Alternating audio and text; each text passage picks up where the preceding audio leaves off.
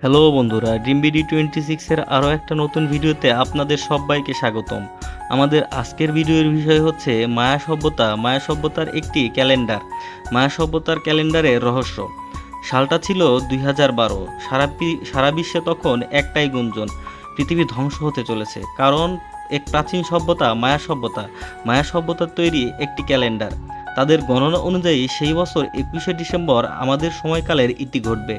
কিন্তু সত্যিই কি মায়ানরা এমন কোনো ভবিষ্যৎবাণী করেছিল, নাকি পুরো বিষয়টি ছিল একটি বিরাট ভুল বোঝাবুঝি? আজ আমরা ডুব দেব সেই রহস্যের যেখানে গণিত আর জ্যোতির্বিজ্ঞানের চরম উৎকর্ষতা মিশে আছে এক প্রাচীন সভ্যতার মহৎ জ্ঞানের সাথে। এটি শুধুমাত্র একটি ক্যালেন্ডারের গল্প নয়, এটি সময়ের ধারণা নিয়ে মায়ানদের এক বিশাল চিন্তাভাবনার গল্প। মায়ানদের ক্যালেন্ডার কোনো সাধারণ বর্ষপঞ্জি নয়, এটি ছিল তিনটি জটিল পদ্ধতি, এক অসাধারণ সমন্বয় যা চক্রাকারে একে অপরের সাথে সংযুক্ত। এদের মাঝে প্রথমটি ছিল টজলকিন। এটি ছিল 260 দিনের একটি পবিত্র চক্র, যা তাদের ধর্মীয় অনুষ্ঠান এবং ভাগ্য গণনায় ব্যবহৃত হতো। এরপর দ্বিতীয়টি ছিল হা-আপ। এটি ছিল 365 দিনের সৌর বছর, যা আমাদের আজকের ক্যালেন্ডারের মতোই। এবং তৃতীয়টি ছিল ক্যালেন্ডার রাউন্ড, যা টজলকিং এবং হাব দুটি চক্র একসাথে মিলে তৈরি করে, যা 52 বছরের একটি বিরাট চক্রকে নির্দেশন করত। কিন্তু তাদের সবচেয়ে গুরুত্বপূর্ণ এবং যেটিকে নিয়ে এত আলোচনা, তার নাম হলো long count calendar. Long count আসলে সময়ের এক মহাচক্র। এটিকে আমাদের গাড়ির অডোমিটারের মতো ভাবা যেতে পারে।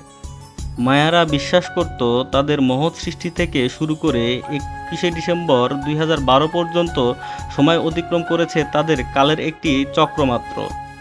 লং কাউন্ট ক্যালেন্ডারের একটি নির্দিষ্ট তারিখ থেকে গণনা শুরু করা হয়েছিল, যা আমাদের গ্রেগরিয়ান ক্যালেন্ডারের 3114 খ্রিস্টপূর্ব 12ই আগস্ট থেকে শুরু করা হয়। এই গণনা অনুযায়ী তাদের সময়ের চক্র যে সময় শেষ হবে সেই তারিখটি ছিল 31শে ডিসেম্বর 2012।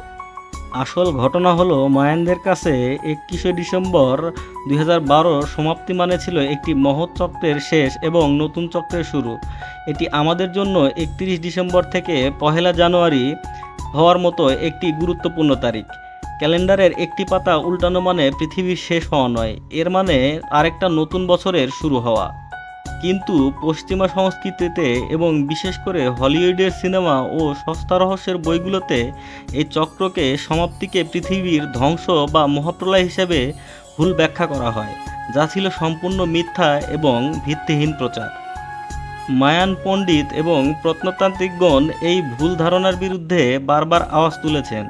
তাদের মতে মায়া ক্যালেন্ডারের কোনো ধ্বংসের ভবিষ্যৎবাণী করা হয়নি এবং এখানে একটি চক্র শেষ করে নতুন চক্র শুরু করার কথা বলা হয়েছে। একটি গাড়ির অডোমিটার যখন 9,99,999 পৌঁছে জিরোতে ফিরে আসে, তখন কিন্তু গাড়িটি ধ্বংস হয়ে যায় না, বরং এটি নতুন যাত্রা শুরু করে।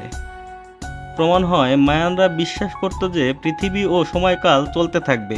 2012 সাল ছিল কেবল একটি বিরাট মাইল ফলক, ধ্বংসের বার্তা নয়। এটি ছিল তাদের জ্যোতির্বিজ্ঞান এবং গণনার এক চরমতম নিদর্শন। 2012 সালের ভবিষ্যৎবাণী এবং শেষ পর্যন্ত প্রমাণ করল যে গুজব এবং ভুল ব্যাখ্যা কীভাবে একটি মহৎ শিক্ষামূলক আবিষ্কারকে সাধারণ মানুষের মনের ভয়ের কারণ হিসেবে প্রতিষ্ঠা করতে পারে। তো বন্ধুরা, আমাদের আজকের ভিডিও এ পর্যন্তই। আগামীতে আবার দেখা হবে নতুন কোনো ভিডিও নিয়ে। সেই পর্যন্ত আপনারা সবাই ভালো থাকবেন, সুস্থ থাকবেন, আর মোস্ট ইম্পর্টেন্টলি DreamBD26 সাথেই থাকবেন। আল্লাহ হাফেজ।